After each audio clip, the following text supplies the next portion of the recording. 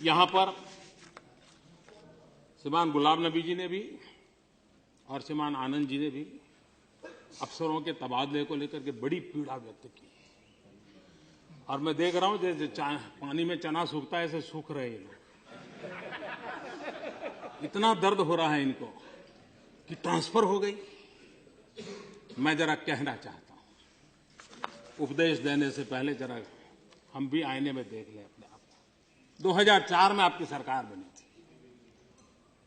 2004 में सरकार बनते ही आपने एक पल के विलंब बिना कैबिनेट सेक्रेटरी को हटा दिया था।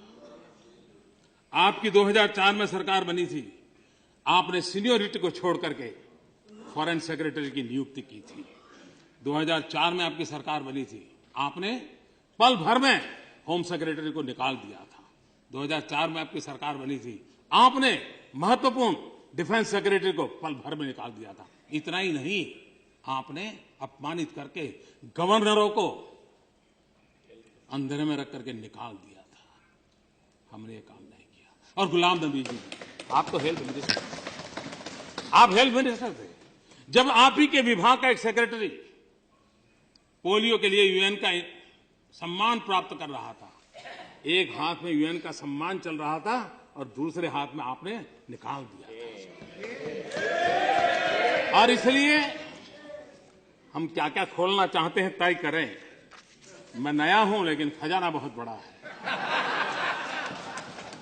और इसलिए हम उस दिशा में जाना चाहते हैं कि नहीं जाना चाहते वो हम तय करें। और इसलिए हम कहते हैं कि भाई हमारी कोशिश ये है, गुड गवर्नेंस हमारा प्रयास है। यहां पर यह भी बात आई कि भाई कुछ हमारे समर्थकों के मुंह से भी आती है, कुछ हमारे प्रति अच्छा भाव रखने वालों का भी आता है और कुछ विशेष प्रेम करने वालों का भी आता है। और मुझे तो विशेष प्रेम करने वालों को प्रेम बहुत मिला है। जमीन पे कुछ नजर नहीं आता है। मोदी जी की बात तो बहुत अच्छी है, मोदी जी सोचते अच्छा है, लेकिन जमीन पर कुछ नजर नहीं आता है। मैं अपने साथियों को कहना चाहता हूं, अब लंबे अरसे तक सत्ता में रहे और सत्ता का एक नशा होता है, भगवान करे हम बच जाएं। और जब सत्ता का नशा होता है तब सर काफी ऊंचा रहता है और जब सर ऊंचा रहता है झुकने की आदत छूट जाती है और जब झुकने की आदत छूट जाती है तब जमीन दिखती नहीं। और इसलिए जितना झुकोगे उतना ही जुड़ोगे। और इसलिए मैं जो जमीन की बात पूछना चाहते हैं उनको कहना चाहता हूं, काम कैसे होता है।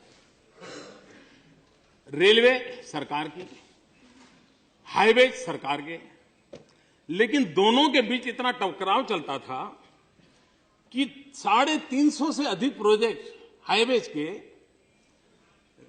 रेलवे मंजूर नहीं करती थी या रेलवे के प्रोजेक्ट हाईवे मंजूर नहीं कर रहा था। किसी को रोड क्रॉस करके रेल ले जानी है और किसी को रेल क्रॉस करके ओवरब्रिज बनाना है। 350 और कई सालों से हम आए, हमारे ध्यान में आया, हमने दोनों डिपार्टमेंट को बिठाया, साइलो को खत्म किया, दोनों के बीच एमओयू किया और मुझे आज खुशी है इसका ऑनलाइन पोर्टल बना है, ऑनलाइन क्लियरेंस दिया जाता है। 350 सालों से अटके हुए सारे प्रोजेक्ट क्लियर हो गए दोनों डिपार्टमेंट में। और कोई भी प्रपोजल आएगी 60 दिन में क्लियर करना तय कर दिया गया। 60 दिन के भीतर जो काम अभी प्रोसेस में है, आज सिर्फ 22 प्रोजेक्ट हैं जो प्रोसेस में है। ये है गुड गवर्नेंस, ये है काम होना। आप देखिए, मैं जरा आपको हिसाब देता हूं जमीन पे क्या होता है। 2000 यूपीए के समय की मैं बात करता हूं,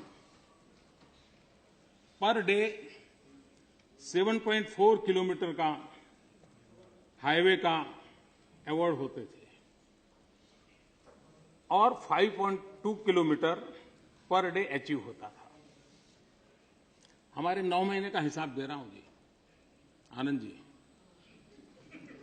हम पर डे 18 किलोमीटर का अवार्ड देते हैं और अब तक का रिपोर्ट है 10.1 किलोमीटर पर डे हम अचीव करेंगे। डबल काम कैसे चलता है, सरकार नीचे जमीन पर कैसे दौड़ती है। Railway 2013-14 new line and UPA 390 kilometre, new line 9 man NDA 2 410 kilometre. 2013-14 gauge conversion 585 kilometre, 9 महीने हमारे 700 किलोमीटर। यूपीए डबलिंग 675 किलोमीटर, हमारा 810 किलोमीटर। कहने का तात्पर्य यह है कि अगर हम जमीन के साथ जुड़ें तो जमीन पे क्या चल रहा है वो अपने आप पता चलने लग जाएगा, ये मुझे पूरा विश्वास है।